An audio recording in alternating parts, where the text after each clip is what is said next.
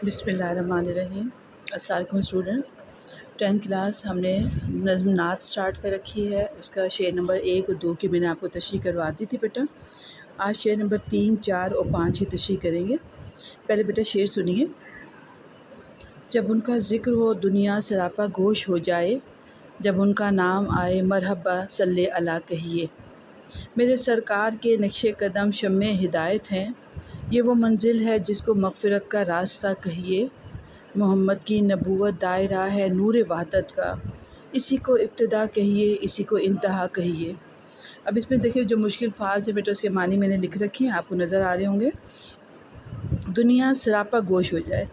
सरापा गोश मैंने क्या मानी लिखा है? सर से पाँव तक कान बन जाना।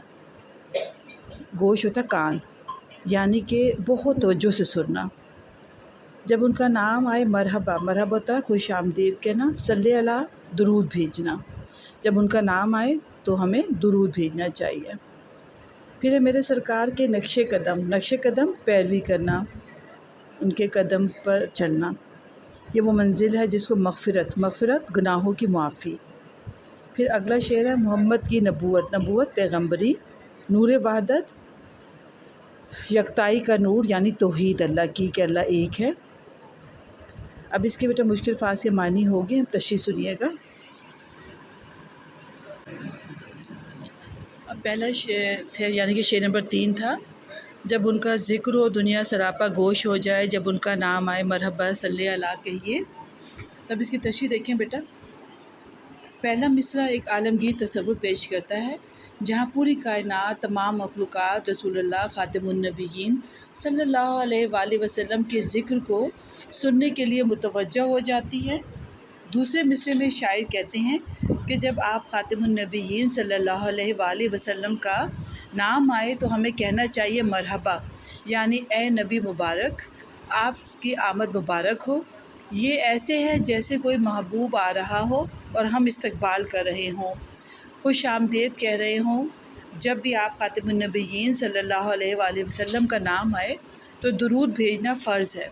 कुरान करीम में अल्लाह ताला ने हुक्म दिया, बेशक अल्लाह और उसके फ़रिश्ते नबी पर दरूद भेजते हैं, ए ईमान वालो तुम भी उन पर दरूद व सलाम भेजो। ये शेर नंबर 3 की तशरीह थी। अब शेर नंबर 4 की सुनिएगा। मेरे सरकार के नक्शे कदम शम्मे हिदायत हैं, ये वो मंजिल है जिसको मग़फ़िरत का रास्ता कहिए। अब इसकी तशरीह देखिए बेटा। तारीख़ शब में आपने रखा जहाँ कदम, महताब नक्शे पास है वहाँ रोशनी हुई। ठीक है, ये शेर था इससे रिलेटेड। आप सल्लल्लाहु अलैहि वसल्लम की ज़िंदगी का हर पहलू हिदायत है। आप सल्लल्लाहु अलैहि वसल्लम का हर अमल रहनुमाई है। आप सल्लल्लाहु अलैहि वसल्लम का कौल रोशनी है। आप सल्लल्लाहु अलैहि वसल्लम की इबादत भी शम्म हिदायत है। आप सल्लम के मामलात भी, आप सल्लम का अखलाक भी, आप सल्लम की मुआशरत भी, आप सल्लम की सियासत भी, आप सल्लल्लाहु अलैहि वसल्लम की जंग भी, आप सल्लल्लाहु अलैहि वसल्लम की सुलह भी, सब कुछ हिदायत है। ये मिसरा कुरान करीम की इस आयत की याद दिलाता है, बेशक तुम्हारे लिए रसूलुल्लाह सल्लल्लाहु अलैहि वसल्लम की ज़िंदगी में बेहतरीन नमूना है। ये पहले मिसरे का था। अब दूसरे मिसरे में शायर कह रहा है, दूसरा मिसरा क्या बेटा? ये वो मंजिल है जिसको मग़फ़िरत का रास्ता कहिए। दूसरे मंजिल में शायर कह रहा है कि आप सल्लम की सुन्नत वो रास्ता है जो इस असल मंजिल तक पहुंचाता है, यानी असल मंजिल मग़फ़िरत और मार्फत है। मार्फत क्या होती है? अल्लाह की पहचान। ये मंजिल यूँ ही नहीं मिल जाती, बल्कि इसके लिए एक राह है, एक तरीक़ा है। वो रास्ता क्या है? रसूलुल्लाह सल्लल्लाहु अलैहि वसल्लम की सुन्नत। आप सल्लल्लाहु अलैहि वसल्लम के नक्शे कदम जो आपकी सुन्नत पर चलेगा, आप सल्लम के तरीक़े को अपनाएगा, आप सल्लम की पैरवी करेगा, उसे मग़फ़िरत और मार्फत मिलेगी। ये शेर नंबर 4 की तशरीह हो गई। अब शेर नंबर 5 सुनिएगा बेटा। गुबारे राह तैयबा सुरमाए चश्मे बसारत है, यही वो खाक है जिस खाक को खाके शिफा कहिए। पहले मिसरे में शायर नहीं बेटा, यह शेर है। मोहम्मद की नबूवत दायरा है नूर वहदत का, इसी को इब्तिदा कहिए, इसी को इंतहा कहिए। ये आपका शेर नंबर 5 था। इसकी तशरीह देखिए बेटा। पहले मिसरे में शायर ने कहा है कि हज़रत मोहम्मद ख़ातिमुन-नबिय्यीन सल्लल्लाहु अलैहि वसल्लम की नबूवत ही वहदानियत का मरकज़ है, यही दीन की इब्तिदा है और यही इंतहा है। آپ خاتم النبیین صلی اللہ علیہ وآلہ وسلم کی نبوت کو دائرہ کہنا اس کامل یقین کی طرف اشارہ ہے کہ دائرے میں ابتدا اور انتہا دونوں شامل ہیں۔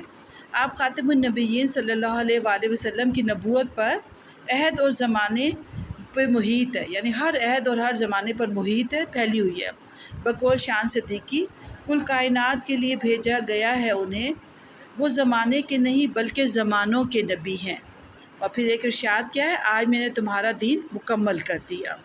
یہ شعر نمبر 3، 4 اور 5 کی تشریح تھی بچوں، جو کہ آپ نے کاپیز پہ لکھنی بھی ہے اور یاد بھی کرنی ہے۔ اللہ حافظ بیٹا۔